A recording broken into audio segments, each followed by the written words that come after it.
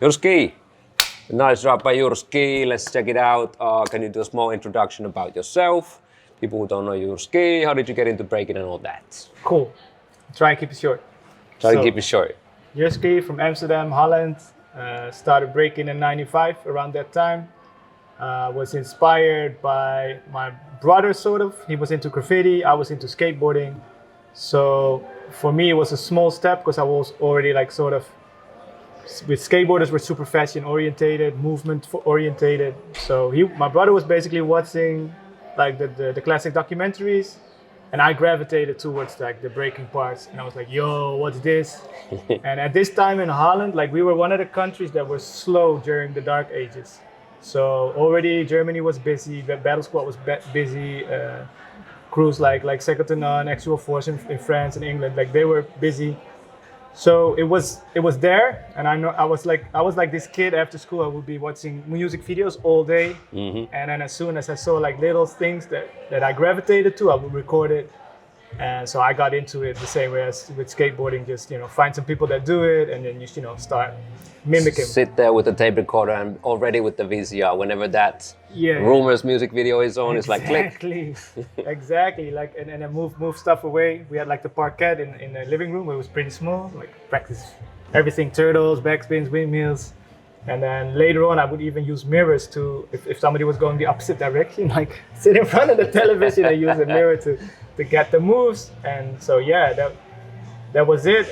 And something I always mention is like when I started, I got into it because of like the culture and the party element of it. So we were basically trained to go to hip hop parties, because this was like the same time that Yo MTV Raps was on. So there was like more and more hip hop parties, and then you had like the crowd with the hard rock bubble jacket in the club style, and then we were just waiting for like making a circle on some faster beats, and that was the whole mission. Basically reenacting everything we saw in the videos.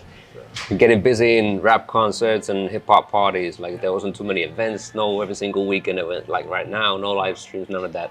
There was a party with hip hop music. There was a circle, and that's it. Exactly. That was our platform. Yeah, and that was also the biggest excitement. Like getting ready to throw down in the circles, like even though like the crowd didn't know basically what we were doing, like there were a lot of moments like that. I was so nervous that I could only see my feet moving. I didn't know what I was doing, just rust, But good times, really good times. And then from there on, I think in Holland it started popping up in '98 with IBE, and from there on, and then we were already well established as a crew, and we started. We got a lot of, early on we got a lot of gigs because they were looking for crews. We were based in Amsterdam, so it's the capital. So as soon as there's a trend coming back, they look for crews, and then it was like us, like we were already busy, and we started making showcases and then coming in all strange spots and places to do our thing, Yeah. But you stayed active ever since the mid-90s, you never stopped. You stayed consistent throughout to this day. Yeah, so basically I got into teaching in '98. Because then people were like, yeah, can you teach me? I was like, oh, whatever, I'll try. And that became sort of an income.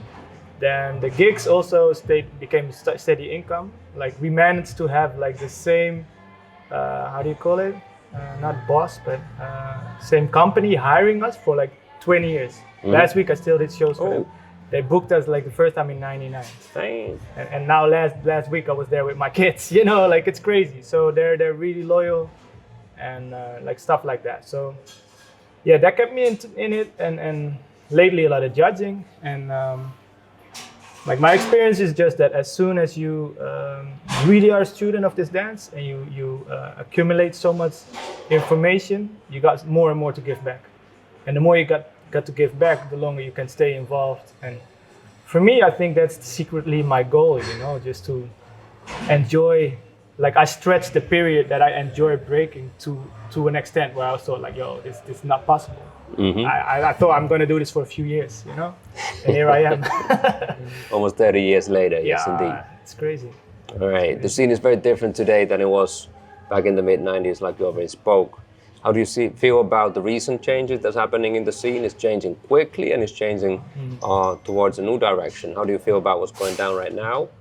And how do you experience the scene from 90s cat perspective?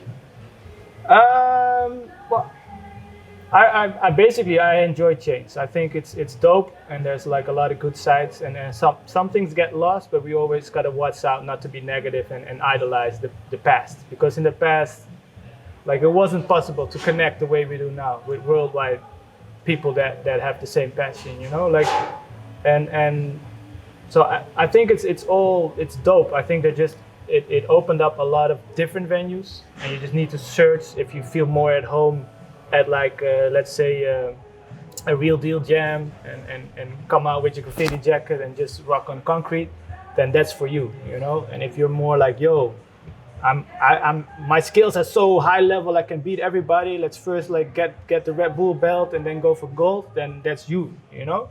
So I think the fact that there's different avenues opening up, it's super dope.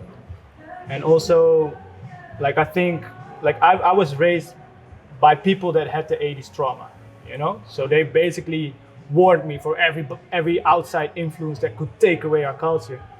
But I really feel the biggest change is that the culture now is run by the people that did it as teenagers. So it's not teenagers run by people that think, oh, those moves are nice and we can exploit them. So I feel that's different. But of course, like, I have opinions about a lot of things. Like, I feel we need to preserve the music, and so the live stream thing needs to be solved. But, you know, also there, at one point, it's just a change, it's a phase. So now the music is maybe crap, but the catalog is growing every day we speak. Like, there's somebody now producing beats, and that already heard the critique, like, yo, it's sounding too mechanic, you know, try and make it look or sound more like the original 70s bands, you know. And so all these things that will come in time, you know. But personally, I just love the ride. I just love the whole journey. Yeah, and we're lucky to get to experience both. Hell yeah. Both sides of the scene too, and the growth of it too.